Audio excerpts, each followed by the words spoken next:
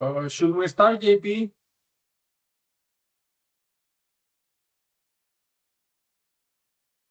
Yes, Vicente, let's begin. Thank you. Thank you very much, JP.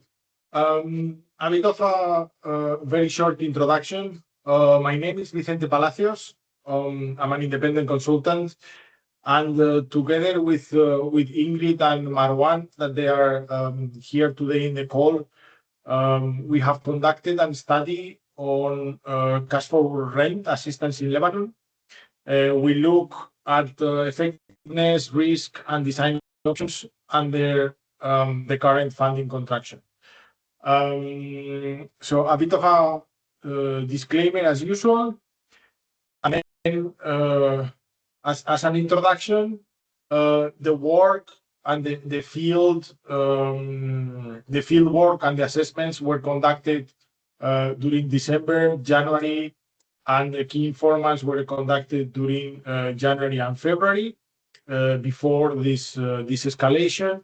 But then after the report was almost done, some key informants interviews were done to try to adapt cash for rent and to see what cash for rent can bring into times of crisis. We will look today as an agenda, so it will be a presentation of the final product that it will be very soon up in the website, together with the recording of this presentation for those who cannot attend live. We will look at the research objectives, and we will do a presentation of findings, focusing on the main programmatic findings and on the main recommendations. We will look very briefly at cash for rent in the current crisis context. We will look at data sources, and we will have a bit of time for Q&A.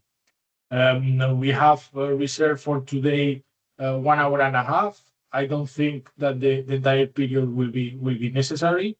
I'm fully aware that everyone is extremely busy currently in Lebanon. So without further ado, we will look at the main research objectives. The main research objective was to document and analyze implementation practices and identify gaps.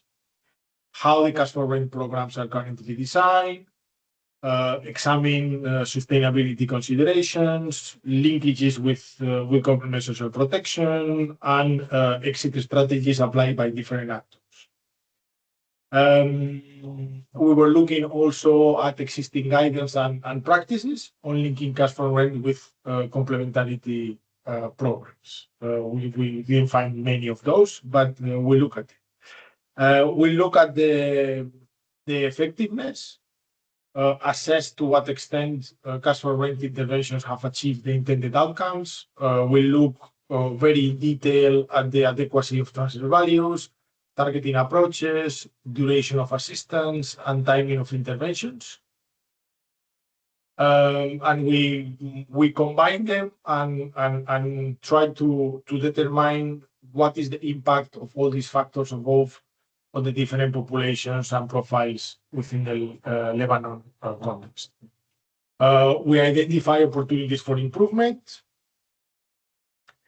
and we look at, lastly, at coordination and strategic alignment. This resulted in a very detailed report that, as I said, it will be soon published online, with all the recommendations, with all the data, with all the discussions and the findings.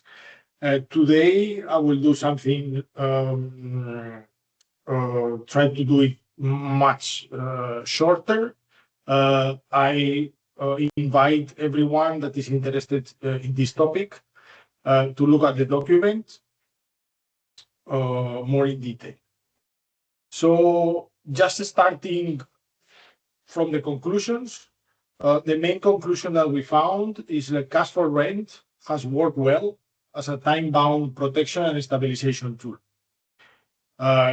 It helped households to avoid immediate evictions and remain in a safe and adequate accommodation during the assistance period. This is the main outcome that all the actions that we have revised have as an outcome. Basically, avoiding immediate eviction and for a period of time being able to stay in a safe and adequate accommodation. None of the programs revised have established outcomes beyond that. However, as I said before, we look into other topics related to cash for rent, such as coordination, stability, possibilities of exit strategies, and such. Continuing with the main conclusion, cash for rent does not create durable housing security once the payment stops. Despite that the vast majority of the households assisted, between 75% and 85%, remain in the same dwelling 3 months after the assistance finish, but we cannot say that cash for rent creates any durable housing security. And this is because the beneficiary selected being extremely vulnerable in the majority of the cases, and therefore having issues to find an adequate shelter after the assistance finish, and because, and most importantly, underlying drivers of rent stress in Lebanon. As the latest crisis has shown, rental markets are extremely volatile. They depend in countrywide events, they depend on local events, they depend on demand, on events that happen in other countries, like return, secondary displacement, or displacement of different populations from Syria, is really, really volatile. Income opportunities remain limited in Lebanon, and there is a very weak enforcement of tenancy agreements. The vast majority of people have verbal agreements, and even though those are generally weakly enforced. The evidence of this review therefore supports a realistic positioning for 2026. Cash for rent can prevent, and actually prevents, acute harm and buys time for case management and referrals. But it cannot substitute for income, multipurpose support, or ideally an affordable housing system. We are going to look at the main programmatic topics. I organized the presentation a bit differently as we normally do it. As you have seen, I started by the conclusions, and we are going to look at these main topics, and then we will dig deeper in each of the topics. Something that we have looked in very detail is the rent coverage, considering rent coverage as a percentage of the total rent supported by the cash flow rent programs. There seems to be a sweet spot around 60 to 70%, closer to 70%, where the outcomes intended compared to the money spent seems to merge there around the 70%. Even if it's not the norm, we got the data from some households that were getting less than 25% of the total rent.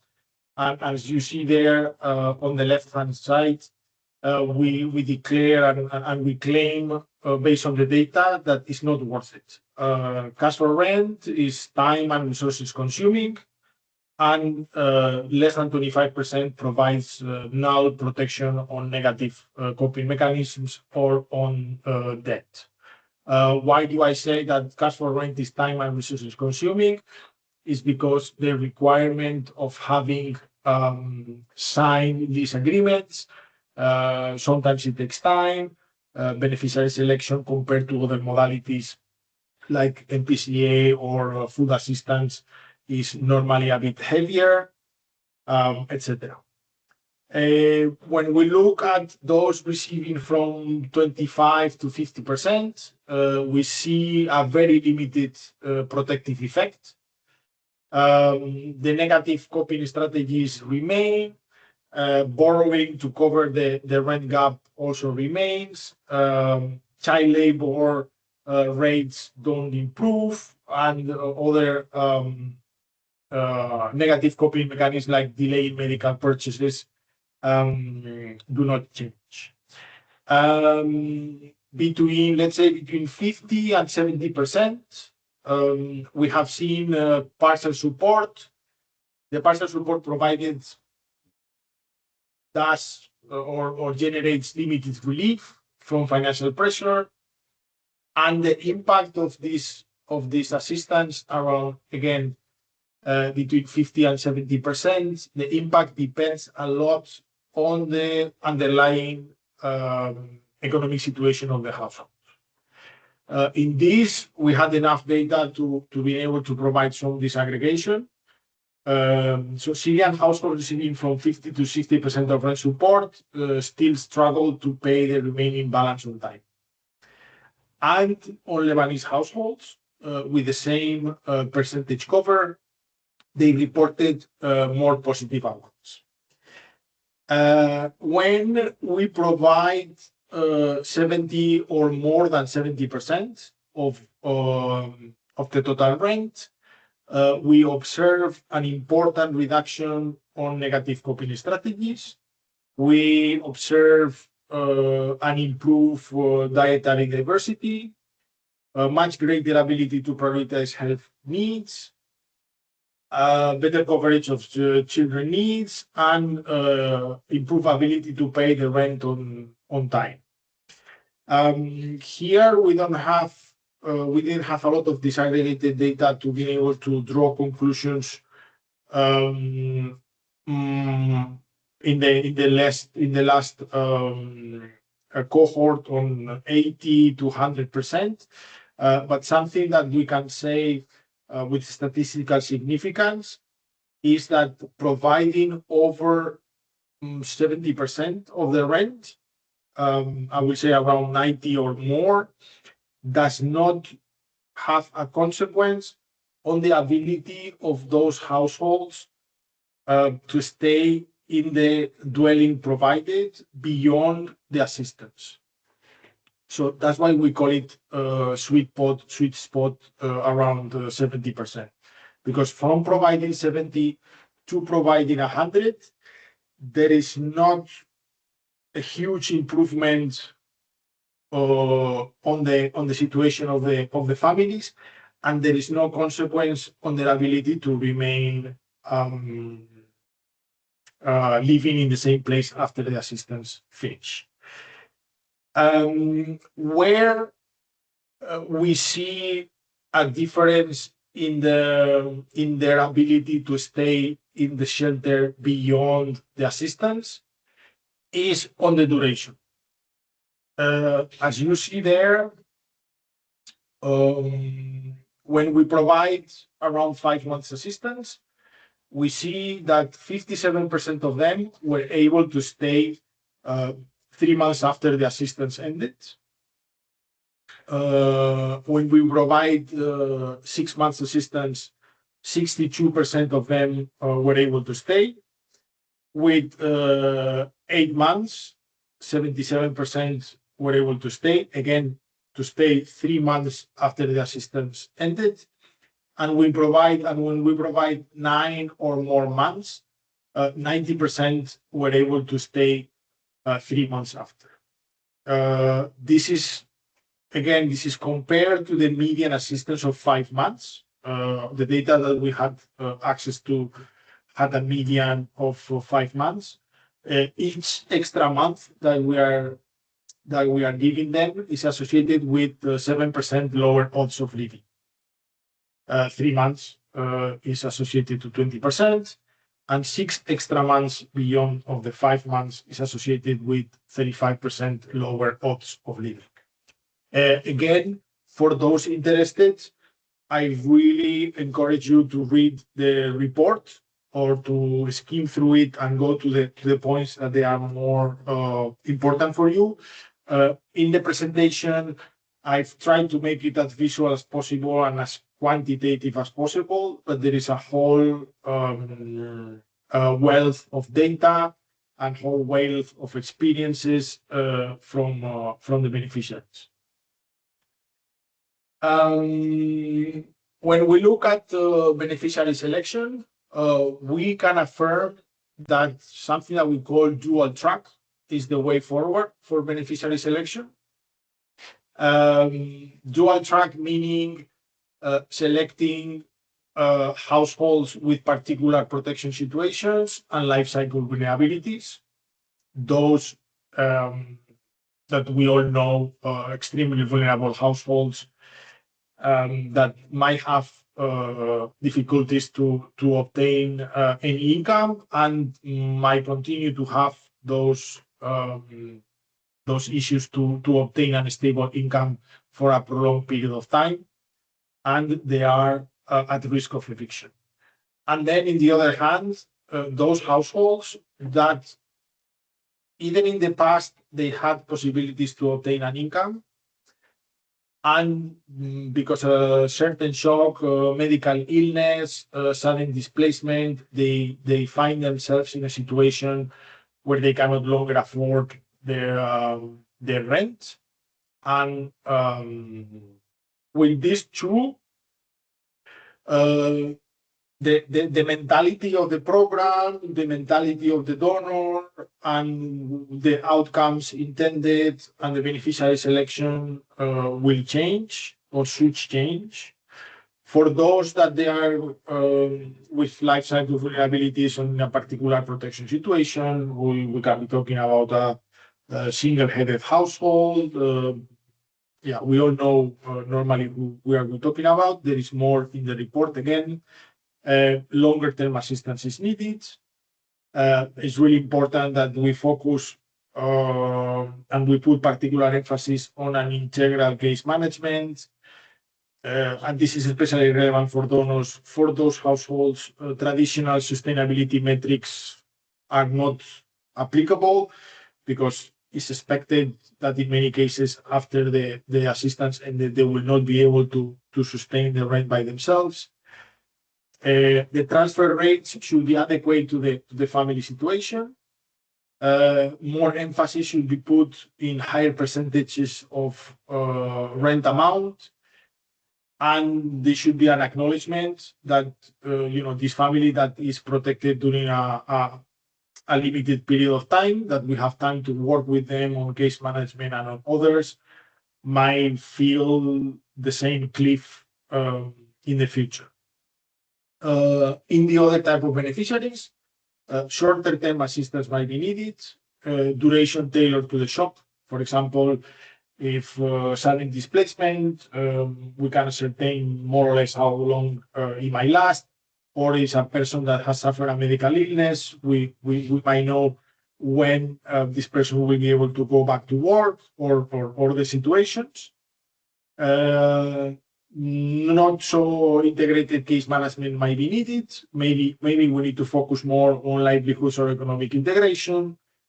And on this, the possibility of remaining in the shelter after the assistance ended is the key success metric compared to those that we saw before, that reducing coping mechanisms normally are a better way to measure the outcomes of the program. And the percentage cover, as we said before, should be in this case more tailored to the socioeconomic situation of the family. With reduced funds, as we are all facing, here is the triangle, I don't know how to call it, but the triangle of choices, where we have to choose between the number of beneficiaries, between the percentage of rent cover, and the number of months. We saw that reducing beyond 50% of the rent does not have almost an impact.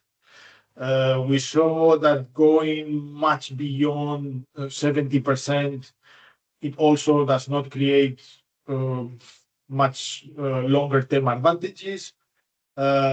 If we think that the sustainability of the program after the cash for rent ends and their ability to remain in the shelter is really important, maybe we need to look more at the number of months than the percentage. But those are the trade-offs that the programs need to make. Hopefully, after this analysis, those programmatic choices, both for donors and for implementers, should be a bit clearer on where to put the emphasis, being in the number of beneficiaries, being in the percentage of rent cover, or being in the number of months of rent cover. Just moving forward to the main recommendations. We should consciously preserve a minimum adequacy, as I state, and be explicit when it cannot be met, and therefore adapt our outcome and monitoring to do so. Less than 50% is complicated because if it's necessary due to budgets, but the short-term harm reduction should have stronger follow-up and referrals. It shouldn't be considered as a fully rent solution because the evidence suggests it will not reliably prevent arrears or eviction risks. As we say, adopt a dual program logic to manage the sustainability debate. One track, protection first, the other track, stabilization and risk reduction. Sorry, the other track for those facing temporary shocks. This is really important, and we saw it partially in some of the agencies implementing it. More recently, I think agencies are taking it more into account to treat the end of the support as a planned step, not just the moment that the payments stop. Households should be aware early and clearly when the assistance will end, reminding them more than once, and try to start any referral or follow-up way before the last payment. Also, another recommendation is to manage landlord and market risks more actively. I know that this has happened in the past quite a lot, but now with budget reductions, it's happening less and less. The possibility to track rent changes and then engage proactively landlords to avoid unintended harm. We know that for most cases, this has been happening, and contracts have been respected, but also trying to be quite flexible on the formal documents that they are required, especially on deeds, on property documents. We know that in Lebanon, not a lot of the owners have those documents up to date, and this shouldn't prevent agencies implementing this type of programs to be able to include them into their cash for rent pool. Something short during crisis, and this was really very relevant and still remains really relevant. As I said, the evidence was collected during January and February, so before this latest escalation. So this is based on informal conversations with main actors that I had after the crisis started. The acute phase In some cases, it lasts hours. In some cases, it lasts a few weeks, but never longer than that. Where mass displacement puts very strong pressure on shelters and rental markets. Many households stayed in collective shelters, hosted arrangements, or public spaces. Of course, that's not the time for cash for rent. But then, in some cases, in some areas, and with some households, very soon stabilization phase start, and cash for rent for these cases remain relevant, but with a narrower group of households. It works well when a household can find a rental unit, agree well with the landlord, and stay in one place. But of course, it's less suited than other types of assistance in the very first acute phase of a nationwide crisis like the one that Lebanon has suffered in the recent months and continues to suffer today. Cash for rent becomes more important after the acute phase when households seek more stable but yet temporary housing. As I said before, it's a good tool during normal times, and it's a very good tool and a relevant tool during these more complicated times to prevent eviction, reduce repeated displacement, and support access to rental housing where markets still function. In crisis, especially, but also during normal times, transfer values, duration, and targeting should stay flexible and in close coordination with the cash working group and with MOSO. Looking a bit to the data sources and to the data we collected, it's clear that the cash for rent coverage contracted sharply between 2023 and 2025. You have there the values reported to activity info on the number of households supported, 31,000 in 2023, 21,000 in 2024, and 10,000 in 2025. There's still no data for 2026. There lower, we have put also the average rent cost from the Basir.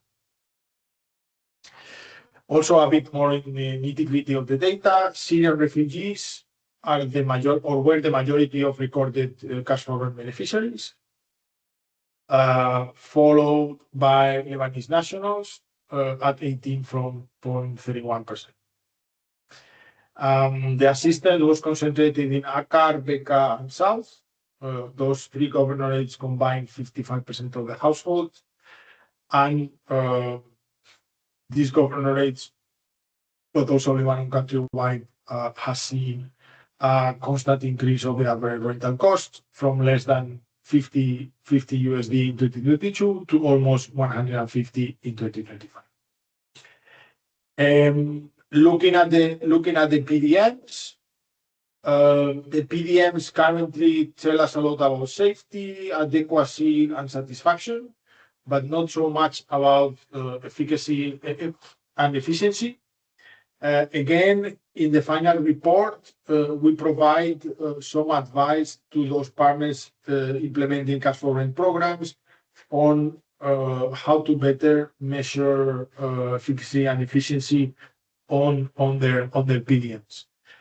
We saw there the vast majority of them receive HLP awareness.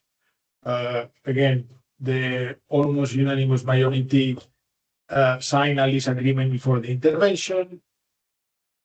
Of those, 50 to 60% of them still had written lease agreements 3 months after the assistance ended. 75 to 85% of them remain in the shelter 3 months after the assistance ended. The vast majority of them use the full transfer value only to cover rent, from 65 to 85%. And the negative coping mechanisms dropped 75% during the assistance. Also, we found from the PDMs that we are assisting an extremely vulnerable type of households where more than 50% of them cannot meet half of the basic needs during the assistance. And then 45% of them are reporting rent increases after the assistance.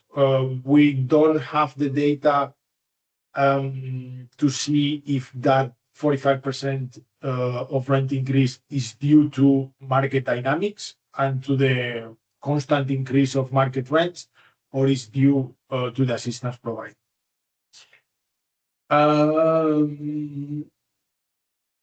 Digging a bit deeper on the programmatic considerations related to value and duration. The transfer value we see is increasingly context specific. This is coming from a more from a market that follows local specificities, where we see there the average increase. Of course, this is an average for the whole country, but the market experiences local dynamics that determine the rent. So location, crisis, currency fluctuations, and the misalignment between the percentage provided and the total rent gets generally misaligned when the needs spike in a certain area. As we saw before, the percentage of rent covered is a key point. The duration is highly dependent on the household situation, their adequacy, as we saw before. Longer terms provide longer protection and higher ability of staying in the shelter after the rent, after the assistance end. But in some cases, in those extremely vulnerable households, it just shifts the risk further away compared to removing it. And then the ability to sustain rent after assistance is definitely shaped almost in their entirety by livelihoods or income access. Targeting, compared to 2023, where the majority of the households found the program or were referring through hotlines. Lately, they are mostly coming from protection referrals. Cash for rent, and is designed like this. Targets household and immediate risk of eviction, but does not consider the future ability to pay rent. This generates that the majority of the households are extremely vulnerable. Despite that, as we saw, a big percentage of them are able to stay in the shelter 3 months after. We don't have data on what happens to them 3 months after, and this is also one of the recommendations that we have in the final report, that a follow-up of a small subset of the beneficiaries, it will be really interesting. Considering targeting and considering transfer values, the outcomes on the households that the households face are mostly structural, related to the general market rental market, or to their ability to find income, and they are not related to programmatic decisions.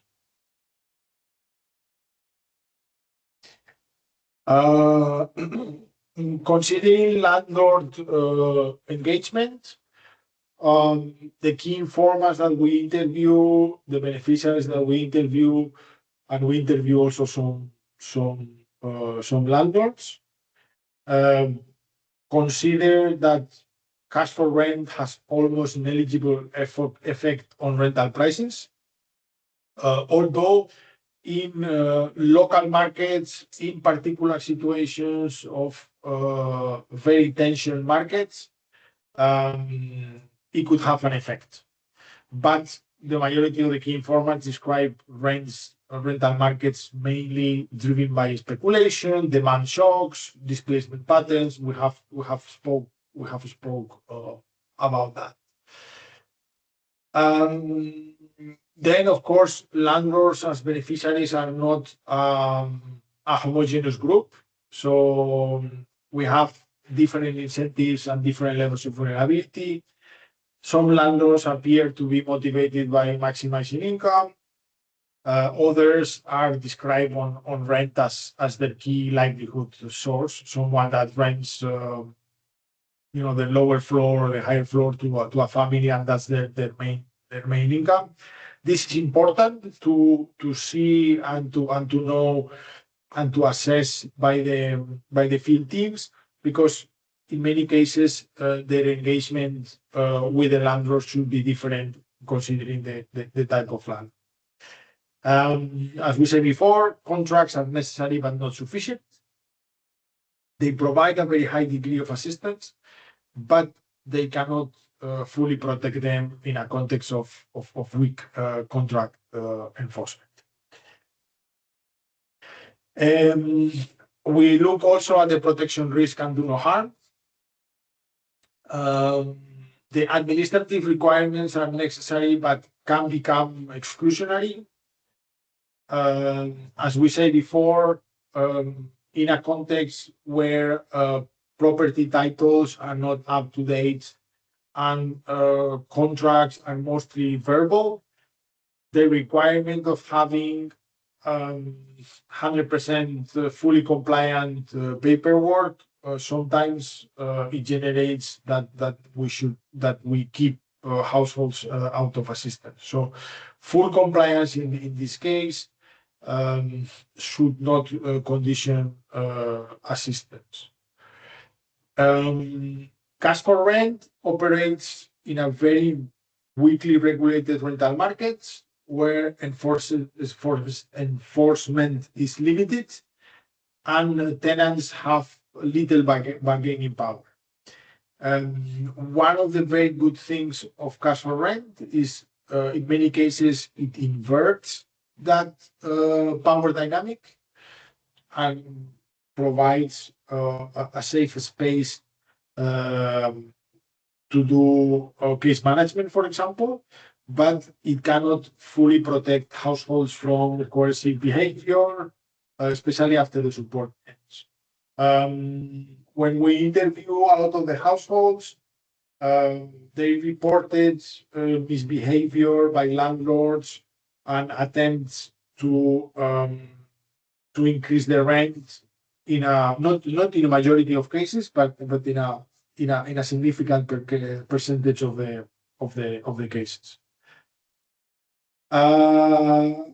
Again, going deeper about the outcomes, as we saw before, it's a very good tool to tackle immediate eviction and provides a safe and dignified shelter for a period. This is where this is the objective of the programs that we have revised, and this is where the intended outcomes stops. However, we should value that short-term stabilization is good in itself. Eviction is often a rapid shock, and the KIs and the beneficiaries describe cash for rent as a temporary intervention that buys time and reduce acute exposure. In many cases, eviction is done after a period of debt, and we can see that in some cases this inverts and resets the landlord-tenant relationship, starting from scratch and reducing a lot the risk of homelessness and that power dynamic that we spoke before.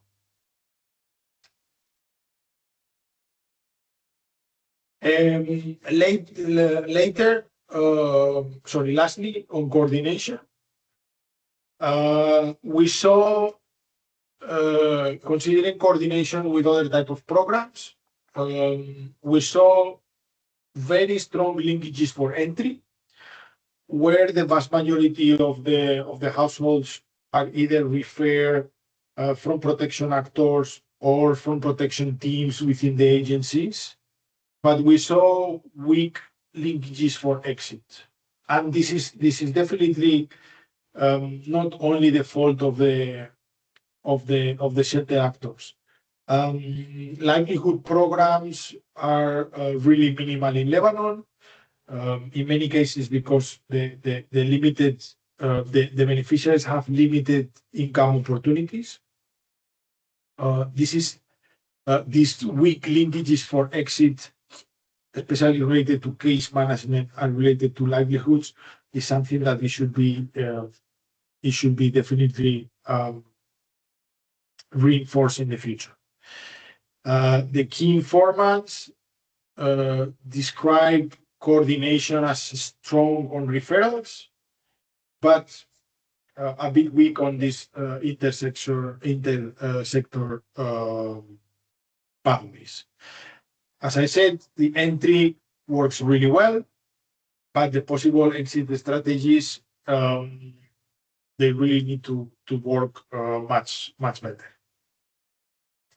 And then lastly, how we come up with all these results. We conducted an extensive secondary data review, where we saw the vast majority of the documents related to the Lebanon context, also global documents. We were able to obtain 10 post-distribution monitoring reports and have access to one PDM dataset with more than 1,200 entries. We conducted 17 key informant interviews, as you see there on the right, with NGOs, with the UN, with national NGOs, with government, with global actors, and with donors. We also conducted 62 in-depth interviews with beneficiaries all across Lebanon, with a special emphasis in the south, and ACAR, as we saw before, and BECA, the ones that have had more beneficiaries of cash for rent. We conducted 4 interviews with local authorities, and we conducted 13 interviews with landlords. This is the end of the presentation. Sorry, I don't know how I have been keeping the time. Yes, we are good in time. Now, if anyone has a question, comment, really happy me or the other authors to reply to you.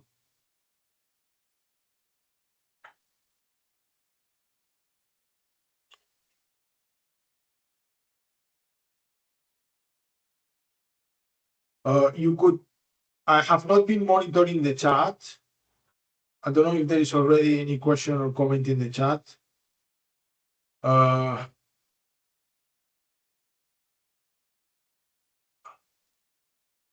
Otherwise, you can raise your hand and ask. Any comments or questions are welcome at this stage. Otherwise, as I said, it will be possible to consult the final report that has been distributed for comments for most of you already in the coming days.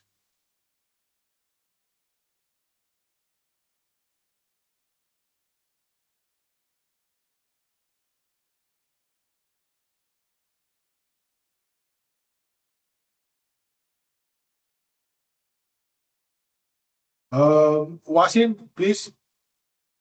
Yes, thank you, Palacios. I just wanted to thank you because we reviewed already the first draft that was shared, and looking forward for the report.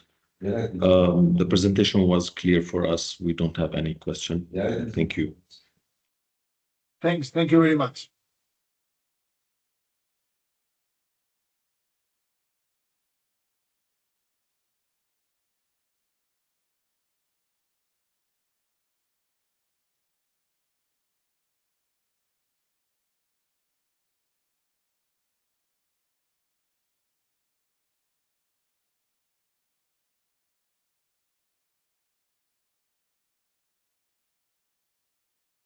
Hi, Vicente. It's Ingrid. I've got my hand up. I'll just I'll jump Hi, in. sorry, I didn't see it. Please No, no go worries ahead. at all.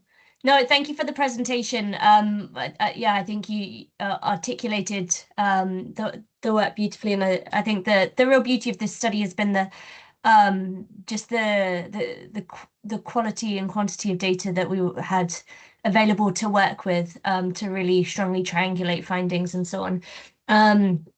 I find particularly interesting the program design implications or recommendations that came out really clearly through that triangulation process of the qualitative data and reviewing that against the quantitative data and the key informants. Wondering if anybody from the sector, I know we've got Haida here. I'm trying to look who else we've got from the sector, but if there are any reflections on the program design components that were mentioned in the presentation and in the report. Reflections from the sector on kind of how that might be able to be taken forward within guidelines or kind of next steps from the sector in terms of using some of the findings from the report. Be interesting to just hear your reflections.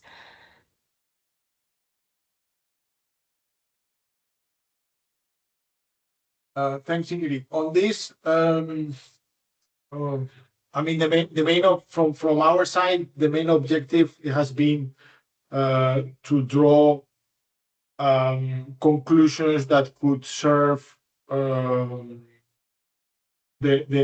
ones that they are implementing this program, and that's why we focus in very practical issues such as transfer values, such as percentage of rent cover, such as duration of the systems, or others, more than digging deeper in more academical points like underlying vulnerability or things like this. But yeah, if anyone from the sector has anything to comment, otherwise, I know that we have discussed it during a previous internal workshop.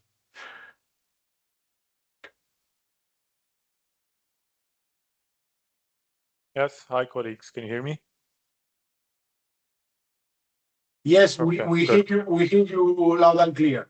Okay, Abid, go ahead. yeah, so this is Abid, the shelter sector coordinator from UNHCR side. No, I just want to say thank you for all the great work. I mean, this has definitely moved, changed a lot since the last discussion that we had, that mini workshop. A lot of, refined findings and relevant, let's say, recommendations that we can take into consideration when we're revising the cash for rent guidelines, and this is responding to Ingrid's inquiry on how would this be, used, or how would it become useful to benefit the cash for rent program.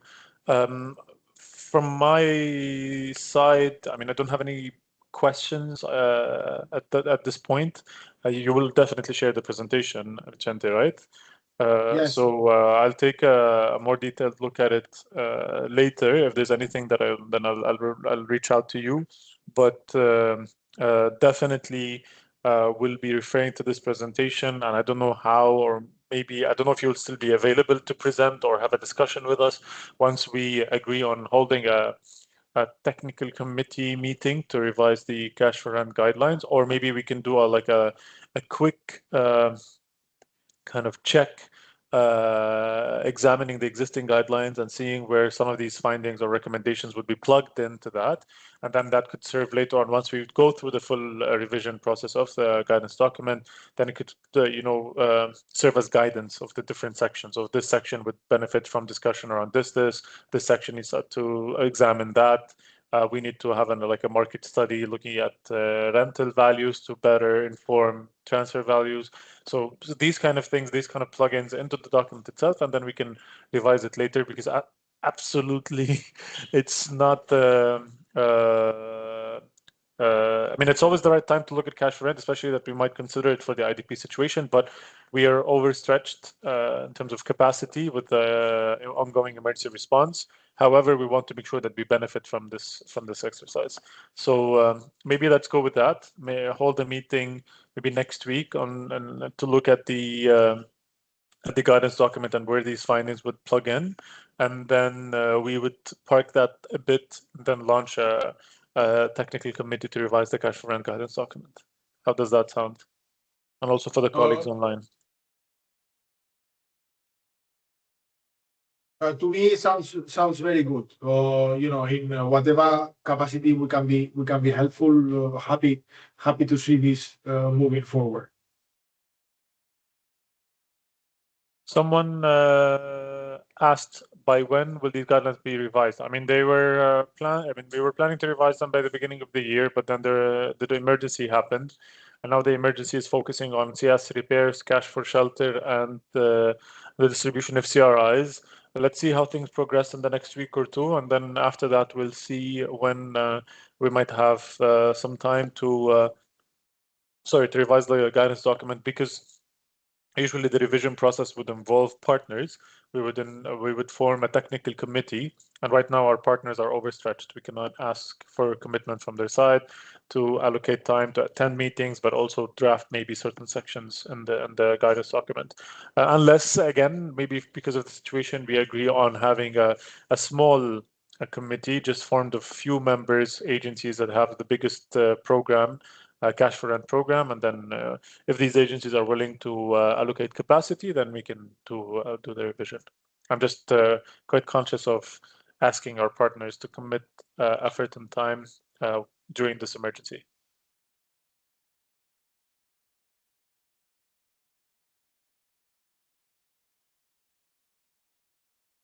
Thank you very much, Abed, and thank you, Christian, for your question.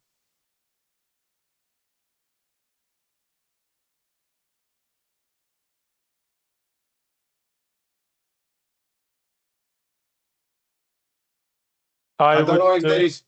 Yes. One last thing from my end. I mean, I don't know if it will be during the next working group. We'll see, but maybe. Why not? There's no harm in the maybe May working group. But maybe if you can present the findings to the wider sector.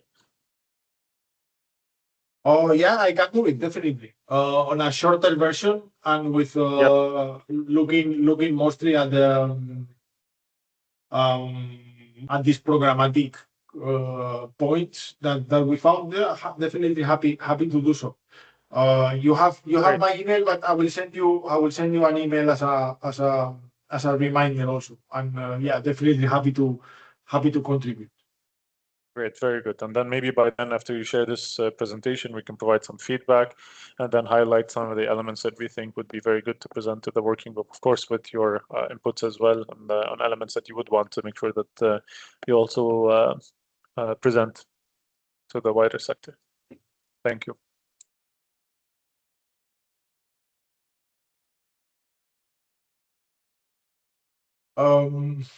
If there is no other comment or question, that has been all from my side. I don't know, JP, if you want to say some closing remarks or something.